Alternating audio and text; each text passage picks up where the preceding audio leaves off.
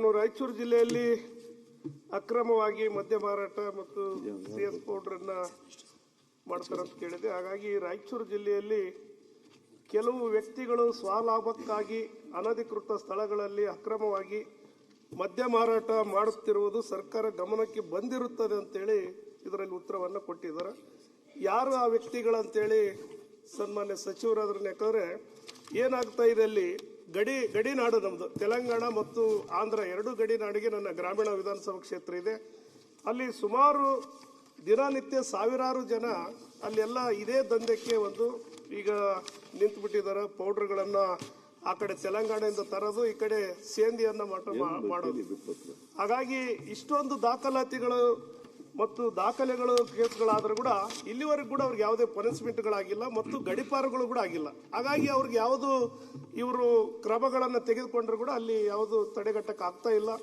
ಸುಮಾರು 13,557 ಲೀಟರ್ಗಳನ್ನು ಇಲ್ಲಿವರೆಗೂ ವಶಪಡಿಸಿಕೊಂಡಿದ್ದಾರೆ. ಸುಮಾರು 183 ಕೇಸ್ಗಳನ್ನು ದಾಖಲಿಸಿದ್ದಾರೆ ಮತ್ತು ಇಲ್ಲಿ 102 ಕೇಸ್ಗಳನ್ನು ಬೇರೆ ಬೇರೆ ಡ್ರಗ್ಸ್ಗಳಿರ್ಬೋದು ಇವೆಲ್ಲ ಮಾಡಿದ್ದಾರೆ. ಆದರೆ ಯಾವುದು ತಡೆಗಟ್ಟಕ್ಕಾಗ್ತಿಲ್ಲ, ಬೆಳೀತಾ ಹೋಗ್ತಾ ಇದೆ, ಹನುಮಂತನ ಬಾಲ ರೀತಿಯಲ್ಲಿ ಬೆಳೀತಾ ಇದೆ. ಹಾಗಾಗಿ ಇವೆಲ್ಲವನ್ನ ಅಕ್ರಮವಾಗಿ ಮಾರಾಟ ಮಾಡುವಂತ ಏನು ದಂಧೆಗೆ ಇಳಿದಿದ್ದಾರೆ ಯಾರು ಆ ಹೆಸರುಗಳು ತಮಗೆ, ಯಾಕಂದ್ರೆ ಸರ್ಕಾರ ಗಮನಕ್ಕಿದೆ ಆ ವ್ಯಕ್ತಿಗಳಂತ ಹೇಳಿದಾಗ ಆ ವ್ಯಕ್ತಿಗಳನ್ನ ತಕ್ಷಣಕ್ಕೆ ಆ ಜಿಲ್ಲೆಯಿಂದ ಗಡಿಪಾರು ಮಾಡಬೇಕು ಮತ್ತು ಈ ಚಟುವಟಿಕೆಯಲ್ಲಿ ತೊಡಗಿದಂತ ವ್ಯಕ್ತಿಗಳಿಗೆ ಬಹಳ ಕಠಿಣವಾದಂತ ಶಿಕ್ಷೆಯನ್ನು ಮಾಡೋದಕ್ಕೆ ಮಾಡಿದಾಗ ಮಾತ್ರ. ಇಲ್ಲದೆ ಹೋದ್ರೆ ಅಲ್ಲಿ ಯುವಕರೆಲ್ಲ ಬಹಳ ಮಾದಕ ವಸ್ತುಗಳಿಂದ ದಿನನಿತ್ಯ ಆಕ್ಸಿಡೆಂಟ್ಗಳಾಗ್ತಾ ಇದೆ ಮತ್ತು ಬಹಳಷ್ಟು ಮರ್ಡರ್ ಕೇಸ್ಗಳನ್ನು ಆಗ್ತಾ ಇದೆ. ಈ ರೀತಿಯಾಗಿ ಇಳಿತಾ ಇದ್ದಾರೆ. ಹಾಗಾಗಿ ಈ ಅಬಕಾರಿ ಸಚಿವರು ಇದಕ್ಕೆ ಏನಾದರೂ ಕಾನೂನಲ್ಲಿ ಇನ್ನ ಬಿಗಿಯಾದ ಕಾನೂನು ಏನಾದರೂ ಬಿಲ್ ಅನ್ನು ತಂದ್ರೆ, ಸೆಷನ್ ಬಿಲ್ ಅನ್ನು ತಂದು ಕಠಿಣವಾದಂತ ಕಾನೂನುಗಳನ್ನು ತೆಗೆದುಕೊಳ್ಳದೆ ಹೋದ್ರೆ ಬಹಳಷ್ಟು ಅರಾಜಕತೆಯನ್ನಾಗುವಂಥದ್ದು ಕೂಡ ಬಹಳ ಹತ್ತಿರಕ್ಕೆ ನಾವು ಕಾಣ್ತಾ ಇದೀವಿ. ಹಾಗಾಗಿ ಯುವಕರು ಪಾಪ ಒಬ್ಬೊಬ್ಬರು ಮಕ್ಕಳು 2 ಮಕ್ಕಳು ಇರ್ತಾರ, ಬಹಳ ಮಾದಕ ವಸ್ತುಗಳಿಗೆ ಬಲಿ ಆಗುವಂಥದ್ದು ಕೂಡ ನಾವು ನೋಡ್ತಾ ಇದೀವಿ. ತಾವು ಉತ್ತರವನ್ನ ಕೊಡಿ ಅಂತೇಳಿ ಹೇಳ್ತಾ ಇದ್ದೀವಿ. ಮಾನ್ಯ ಅಧ್ಯಕ್ಷರೇ, ಒಂದೇ ನಿಮಿಷ. ಗೌಡ್ರ ಒಂದು ಪ್ರಶ್ನೆಗೆ ನಾನು ಕೂಡ ಪೂರಕವಾಗಿ ಕೇಳ್ತೀನಿ. ಇದು ಬರೇ ಒಂದು ಡಿಸ್ಟಿಕ್ದಲ್ಲ, ಇಡೀ ರಾಜ್ಯಾದ್ಯಂತ ಈ ಥರ ಅಕ್ರಮ ಮದ್ಯ ಮಾರಾಟನ ನಾವು ನೋಡ್ತೀವಿ. ಅದರಾಗ ವಿಶೇಷವಾಗಿ ನಮ್ದು ರಾಯಚೂರು ಜಿಲ್ಲೆ ದೇವದುರ್ಗ ತಾಲೂಕಿನಲ್ಲಿ ಕೂಡ ಸಾಕಷ್ಟು ಅಕ್ರಮ ಮದ್ಯ ಮಾರಾಟಕ್ಕೆ ಯುವಕರೆಲ್ಲ ಯುವ ಪೀಳಿಗೆ ಬಲಿಯಾಗಕತ್ಯಾರ. ಇದಕ್ಕೊಂದು ದೊಡ್ಡ ಪ್ರಮಾಣದ ಶಿಸ್ತಿನ ಒಂದು ಕಠಿಣ ಕ್ರಮವನ್ನ ಸರ್ಕಾರ ತಗೋಬೇಕು ಅಂತೇಳಿ ಸಚಿವರಿಗೆ ನಾನು ಕೂಡ ಒಂದು ಮನವಿ ಮಾಡ್ತೀನಿ ಸಭಾಧ್ಯಕ್ಷರೇ. ಸರ್, ಏನಾಗಿದೆ ಸರ್, ನಮ್ಮಲ್ಲಿ ಎಲ್ಲ ದದ್ದಲವರು ಹೇಳಿದಂಗೆ ಅನ್ಕೋತಂದ್ರೆ ನಾವು ಬಾರ್ಡರ್ ಏರಿಯಾದಲ್ಲಿ ಇರೋದು ಮಂತ್ರಿಗಳೇ. ನಮ್ಮಲ್ಲಿ ಏನಾಗಿದೆ ಅಧ್ಯಕ್ಷರೇ ಅಂತಂದ್ರೆ, ಇರ್ತಕ್ಕಂಥ ಇಲಾಖೆ ಅಧಿಕಾರಿಗಳು ಎಲ್ಲರಂತ ಹೇಳಲ್ಲ, ಇಲಾಖೆ ಅಧಿಕಾರಿಗಳು ವೈನ್ ಶಾಪ್ಗಳಿಂದ ಏನಪ್ಪಂತಂದ್ರೆ ಅವರೇ ಏನಪ್ಪಂತಂದ್ರೆ ಇಷ್ಟು ಗುತ್ತಿಗೆ ತಗೊಂಡು ಏನಪ್ಪಂತಂದ್ರೆ ಗ್ರಾಮೀಣ ಪ್ರದೇಶಕ್ಕೆ ಏನಪ್ಪಂತಂದ್ರೆ ವೈನ್ ಶಾಪ್ಗಳನ್ನ ಲಿಕ್ಕರ್ಗಳನ್ನ ಒಯ್ತಕ್ಕಂಥ ಕೆಲಸ ನಮ್ಮ ಜಿಲ್ಲೆಯಲ್ಲಿ ನಡೀತಾ ಇದೆ. ದಯಮಾಡಿ ಮಂತ್ರಿಗಳಿಗೆ ಕಳಕಳಿಯ ಮನವಿ ಮಾಡ್ತೀನಿ. ನಮ್ಮಲ್ಲಿ ಇರ್ತಕ್ಕಂಥ ಅತಿ ಹೆಚ್ಚು ಮೈಗ್ರೆಂಟ್ಸ್ ಇದ್ದಾರೆ, ಬಹಳ ರೈತರಿಗೆ ಅನಾನುಕೂಲ ಆಗ್ತಾ ಇದೆ. ಸ್ವಲ್ಪ ದಯಮಾಡಿ ಮಂತ್ರಿಗಳು ಅವ್ರ ಇಲಾಖೆಯಿಂದ ಈ ರೀತಿ ನಡೀತಕ್ಕಂಥದ್ದು ನಿಲ್ಲಿಸಬೇಕೆಂಬುದು ನನ್ನ ಕಳಕಳಿಯ ನಾನು ಬೇರೆ ಏನು ಹೇಳಲ್ಲ. ಅಧಿಕೃತ ಅಂಗಡಿ ಅಲ್ಲದೇನೆ ಬೇರೆ ಎಲ್ಲೇ ಮದ್ಯ ಮಾರಾಟ ಮಾಡೋರು ಕೂಡ ಅವ್ರಿಗೆ ಶಿಕ್ಷೆ ಕೊಡುವಂತ ಒಂದು ಕಾಯ್ದೆಯನ್ನ ಜಾರಿಗೆ ತರದೇ ಇದ್ರೆ ನಾವು ಸುಮ್ಮನೆ ವ್ಯರ್ಥ ಪ್ರಲಾಪ ಮಾಡ್ಬೋದು. ಸರ್, ರಾತ್ರಿ 12 ಗಂಟೆಗೆ ಫೋನ್ ಮಾಡ್ತಾರೆ ನಮಗೆ, ಏನ್ ಸರ್ ನೀವೆಲ್ಲ ಇನ್ವಾಲ್ವ್ ಹಾಕೊಂಡು ನನ್ನ ಗಂಡನ ಹಾಳು ಮಾಡ್ತೀರಿ ಅಂತ ಹೆಣ್ಮಕ್ಳು ಫೋನ್ ಮಾಡೋದು.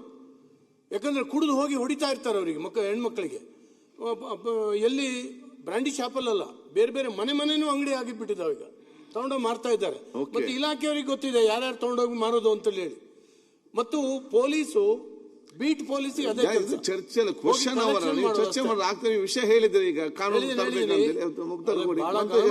ವಿಚಾರ ವಿಷಯ ಗೊತ್ತಾಯ್ತು, ಹೋಗ್ತಾ ಇದ್ದಾರೆ ಎಲ್ರು. ಆಯ್ತು ಮಂತ್ರಿಗಳೇ. ಸಭಾಧ್ಯಕ್ಷರೇ, ಈ ಅಕ್ರಮ ಮದ್ಯ ಮಾರಾಟ ಆಗ್ತಕ್ಕಂಥದ್ದು 2 ವಿಧ ಇದೆ. ಒಂದು CL2ದಲ್ಲಿ ಖರೀದಿ ಮಾಡ್ಕೊಂಡು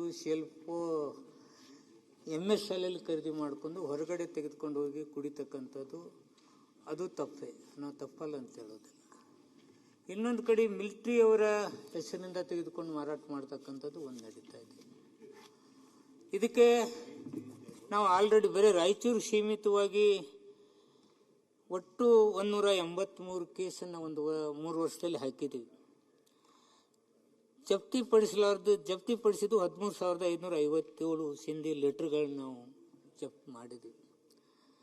ಒಂದು ಕಡೆ ಹೊಸ ಅಂಗಡಿಗಳು ಬರಬಾರ್ದು ಅಂತಕ್ಕಂಥ ಒತ್ತಡ, ಇನ್ನೊಂದು ಕಡೆ ಅವರು ತೆಗೆದುಕೊಂಡು ಅಲ್ಲಿ ಹಳ್ಳಿಗಳಲ್ಲಿ ಮಾರಾಟ ಮಾಡಲೇಬೇಕಾದ ಅನಿವಾರ್ಯತೆ ಇದೆ. ಯಾಕಂದರೆ ಅವ್ರು ತೆಗೆದುಕೊಂಡು ಹೋಗ್ತಕ್ಕಂಥದ್ದು ಅಲ್ಲಿ ಕುಡಿಯೋರ ಸಂಖ್ಯೆ ಇರೋದ್ರಿಂದ ತೆಗೆದುಕೊಂಡು ಹೋಗ್ತಾ ಇದ್ದಾರೆ. ಅದನ್ನು ತಡೆಗಟ್ಟತಕ್ಕಂಥ ನಾನು ಪೊಲೀಸ್ ಡಿಪಾರ್ಟ್ಮೆಂಟ್ ಅವ್ರು ಜೊತೆಗೂಡಿಸ್ಕೊಂಡು ಮಾಡಿ ಕೇಸ್ಗಳನ್ನ ಹಾಕ್ತೀವಿ ಅಧ್ಯಕ್ಷರೇ. ಇದು ಒಂದು ಕಡೆ ಇದನ್ನ ನಾವು ತಡೆಗಟ್ಟಬಹುದು, ಸ್ವಲ್ಪ ಕಂಟ್ರೋಲ್ ಮಾಡ್ಬೋದು. ಆದರೆ ಈ CH4 ಪೌಡರ್ ಏನಿದೆಯಲ್ಲ ಅಧ್ಯಕ್ಷರೇ, ಭಾಳ ಭಯಾನಕ ಹಾಗೂ ಮಾನವನಿಗೆ ಯೋಗ್ಯ ಅಲ್ಲದ ಡ್ರಿಂಕ್ಸ್ ಇದು. CH ಪೌಡರ್ನ ಒಂದು ಸಣ್ಣ ಪಾಕೆಟ್ದಲ್ಲಿ ತೊಗೊಂಡು ಬರ್ತಾರೆ ಅಧ್ಯಕ್ಷರೇ. ಅದನ್ನು ನೀರಲ್ಲಿ ಹಾಕಿ 1 ಲೀಟರ್, 10 ಲೀಟರ್, 100 ಲೀಟರ್, 1 ಕಿಲೋಕ್ಕೆ ತುಂಬ ಒಂದು ಡ್ರಮ್ಮೆ ಒಂದು ಸಿಂಧಿ ತಯಾರಾಗ್ತದೆ. ಅದು ಪಕ್ಕದ ಬಾರ್ಡರ್ದಲ್ಲಿ, ಆಂಧ್ರದಲ್ಲಿ ಅದು ಅಧಿಕೃತವಾಗಿ ಇರೋದರಿಂದ ಆ ಬಾರ್ಡರ್ದಿಂದ ಬರ್ತಕ್ಕಂಥದ್ದು ಆಗ್ತದೆ. ಈಗಾಗಲೇ ಒಬ್ಬರಿಗೆ ನಾವು ಗಡಿಪಾರು ಮಾಡಿದ್ದೀವಿ. 9 ಮಂದಿ ಗಡಿಪಾರು ಮಾಡಲಿ ಅಂತೇಳಿ ನಾವು AC ಅವ್ರ ರೀತಿಯಲ್ಲಿ ಈಗಾಗಲೇ ನಮ್ಮ ಡಿಪಾರ್ಟ್ಮೆಂಟಿಂದ ಕಳಿಸಿದ್ದೀವಿ. ಅದರ ಜೊತೆಗೆ ಇದು CH4 ಪೌಡರ್ನ ಡ್ರಗ್ಸ್ ಆ್ಯಕ್ಟಲ್ಲೇ ಸೇರಿಸಬೇಕು, NDPS ಕಳಿಸ್ಬೇಕು. ಕೇಂದ್ರ ಸರ್ಕಾರಕ್ಕೆ ಇದು ನಾವು ಕಳಿಸ್ತಾ ಅದರಲ್ಲಿ NDPSದಲ್ಲಿ ಇಲ್ಲ. ಇದು ಅದನ್ನು ಕಳಿಸ್ತಕ್ಕಂಥ ಕೆಲಸ ಮಾಡ್ತೀವಿ. ಅದ್ರ ಜೊತೆಗೆ ಏನಾದ್ರು ಆಗದೇ ಇದ್ರೆ ಹೊಸ ಕಾನೂನು ತಂದು ಇನ್ನೂ ಹೆಚ್ಚಿನ ಕ್ರಮ ಕೈಗೊಳ್ತಕ್ಕಂಥ ಕೆಲಸ ಮಾಡ್ತೀವಿ. ಇಲ್ಲ ಸನ್ಮಾನ್ಯ ಸಭಾಧ್ಯಕ್ಷರೇ, ಅದೀಗ ಸಚಿವರು ಹೇಳಿದ ಹಾಗೆ ಏನು 1965 32, 34 ಆಕ್ಟ್ ಕೇಸ್ಗಳನ್ನ ಇದಾವೆ, ಅದು ಯಾವುದೇ ಕೆಲಸ ಆಗ್ತಾ ಇಲ್ಲ. ಓಬಿರಾಯ್ ಕಾಲದಲ್ಲಿರೋಂಥ ಕೇಸುಗಳನ್ನು ನೀವಿಟ್ಟರೆ ಇನ್ನು ಮಾರಾಟ ಸಂಖ್ಯೆ ಇನ್ನೂ ಜಾಸ್ತಿ ಆಗ್ತದೆ ಹೊರತಾಗಿ ಕಡಿಮೆ ಆಗೋದಕ್ಕೆ ಸಾಧ್ಯ ಇಲ್ಲ. ನೀವು ಡ್ರಗ್ಸ್ದಲ್ಲಿ ಏನು ಅದು ಯಾಕೆ ಆ ಕೇಸಲ್ಲಿ ತರ್ತೀರಂದ್ರೆ ತರಬೇಕು. ಯಾಕಂದ್ರೆ ತಕ್ಷಣಕ್ಕೆ ತರುವಂಥ ಕೆಲಸ ಮಾಡಬೇಕು. ಒಂದು ಸ್ಪೆಷಲ್ ಫೋರ್ಸ್ ಅನ್ನು ನೀವು ಇಲಾಖೆಯಿಂದ ಒಂದು ರಾಯಚೂರು ಜಿಲ್ಲೆಗೆ ಒಂದು ಮಾಡಿ. ಯಾಕಂದ್ರೆ ನೀವು ಸ್ಪೆಷಲ್ ಫೋರ್ಸ್ ನೀವು ಮಾಡದೆ ಹೋದಾಗ ಅಲ್ಲಿರೋಂಥ ಅಧಿಕಾರಿಗಳು ತಡೆಗಟ್ಟಕ್ಕೆ ಆಗ್ತಾ ಇಲ್ಲ. ರಾಯಚೂರು ಇರ್ಬೋದು, ಯಾದಗಿರಿ ಇರ್ಬೋದು, ಆ ಭಾಗದಲ್ಲಿ. ಆಮೇಲೆ ಇನ್ನೂ ಒಂದು ಏನು ಅಧಿಕೃತವಾಗಿ ಮಾರಾಟ ಮಾಡುವಂಥ ವ್ಯಕ್ತಿಗಳು ಕೂಡ ಕೆಲವು ಏನೇನು ಅವರೇ ತಯಾರು ಮಾಡಿ ಹಳ್ಳಿಗಳಲ್ಲಿ ಪ್ರತಿ ಕಿರಾಣಿ ಅಂಗಡಿಗಳಲ್ಲಿ ಕೂಡ ಮಾರಾಟ ಮಾಡುವಂಥದ್ದು ಕೂಡ ನಾವು ನೋಡ್ತಾ ಇದ್ವಿ. ಅದು ತಡೆಗಟ್ಟಕ್ಕೆ ಆಗ್ತಾ ಇಲ್ಲ. ಹಾಗಾಗಿ ತಾವು ಇಲಾಖೆ ಅಧಿಕಾರಿಗಳು ನಾವು KDP ಸಭೆಗಳಲ್ಲಿ ಕೇಳಿದ್ರೆ ಇಲ್ಲರಿ ನಮಗೆ ಟಾರ್ಗೆಟ್ ಕೊಡ್ತಾ ಇದಾರೆ ಅಂತ ಹೇಳ್ತಾ ಇದಾರೆ. ಅವರು ಬಾಯಿ ಬಿಚ್ಚಿ ಹೇಳ್ತಾ ಇದಾರೆ, ನಮಗೆ ಟಾರ್ಗೆಟ್ ಇಷ್ಟು ಮಾರಾಟ ಮಾಡಿ ಅಂತ ಹೇಳ್ತಾ ಇದಾರೆ ಅಂತ ಹೇಳ್ತಾರೆ. ಆದ್ರೆ ಮಾರಾಟ ಮಾಡೋ ವಿಧಾನಗಳು ನೀವು ಬೇರೆ ಇರಲಿ. ನೀವು ಎಷ್ಟನ್ನ ಮಾರಾಟ ಮಾಡಿ, ಯಾಕೆ ನೀವು ಗಡಿ ಭಾಗದಲ್ಲಿ MSL ಶಾಪ್ಗಳು ಯಾಕೆ ಹಾಕ್ಬಾರ್ದು? ನಾನು ಓಪನ್ ಆಗಿ ಲೆಟರ್ಗಳು ಕೊಟ್ಟಿದ್ದೀನಿ. ನಾನು 3 ವರ್ಷದಿಂದ ಸತತವಾಗಿ ಮಂತ್ರಿಗಳಿಗೆ ಗಡಿ ಭಾಗದಲ್ಲಿ ನೀವು ಗೌರ್ಮೆಂಟ್ ಶಾಪ್ಗಳನ್ನು ನಿರ್ಮಾಣ ಮಾಡಿ, ಆದ್ರೆ ಅದರಲ್ಲಿಂದ ತಡೆಗಟ್ಟಕ್ಕೆ ಆಗ್ತದ ಅಂತ ಹೇಳ್ತಾ ಇದ್ದೀನಿ. ಯಾಕಂದ್ರೆ ವಿಧಿವೇರ ಸಂಖ್ಯೆ ನನ್ನ ಕ್ಷೇತ್ರದಲ್ಲಿ ಗಡಿ ಭಾಗದಲ್ಲಿ ನೋಡಿದ್ರೆ ವಿಧಿವೇರ ಸಂಖ್ಯೆ ಬಹಳಷ್ಟು ಜಾಸ್ತಿ ಆಗಿದೆ. ಯಾಕಂದ್ರೆ ಈ CH ಪೌಡರ್ಲಿಂದ ತಯಾರಾದಂಥ ಕಲಬರಿಕೆ ಅಂಡ ಇದು ಕುಡಿದು ದಿನನಿತ್ಯ ಬಹಳಷ್ಟು ಜನ ಮರಣ ಹೊಂದುತ್ತಂಥದ್ದು ಕೂಡ ನಾವು ನೋಡ್ತಾ ಇದ್ದೀವಿ. ಹಾಗಾಗಿ ಅದೆಲ್ಲವನ್ನ ತಡೆಗಟ್ಟಕ್ಕೆ ಸಾಧ್ಯ. ಯಾರು ನಿಮಗೆ ತಡಿತಾರೆ ಹೇಳ್ರಿ, ಹೊಸ ಶಾಪುಗಳನ್ನು ಹಾಕ್ಬಾರ್ದು ಅಂತೇಳಿ ಯಾರು ಆ ಲಾಬಿ ಮಾಡೋರು ಮಾಡ್ತಿರ್ಬೋದು. ನಾವು ಎಲ್ಲ ಗ್ರಾಮೀಣ ಪ್ರದೇಶ ಪ್ರತಿ ಕಿರಾಣಿ ಅಂಗಡಿಯಲ್ಲಿ ತಡೆಗಟ್ಟ ಅಂತೇಳಿ ನಾನು ಸಚಿವರಲ್ಲಿ ಮನವಿಯನ್ನು ಮಾಡ್ತಾ ಇದ್ದೀನಿ. ಸಭಾಧ್ಯಕ್ಷರೇ, ಕರೆಕ್ಟಾಗಿ ಹೇಳ್ತಾ ಇದ್ದಾರೆ. 60-65 ವರ್ಷದ ಕಾನೂನುಗಳನ್ನ ಹೊಸದಾಗಿ ತಂದಿರಲಿಲ್ಲ. ಪನಿಷ್ಮೆಂಟು ಅಂಥದ್ದು ಇರಲಾರದೆ ಇರೋದ್ರಿಂದ ಕೆಲವು ಕ್ರೈಮ್ಗಳು ಆಗ್ತಾನೆ ಇದ್ದಾವೆ. ಈಗ ನಾವು KP Krishna retired ice officer ಅಧ್ಯಕ್ಷತೆಯಲ್ಲಿ ಹೊಸ ಕಾನೂನುಗಳನ್ನು ತರಲಿಕ್ಕೆ ಈಗಾಗಲೇ ಕ್ರಮ ಕೈಗೊಂಡಿದ್ದೀವಿ.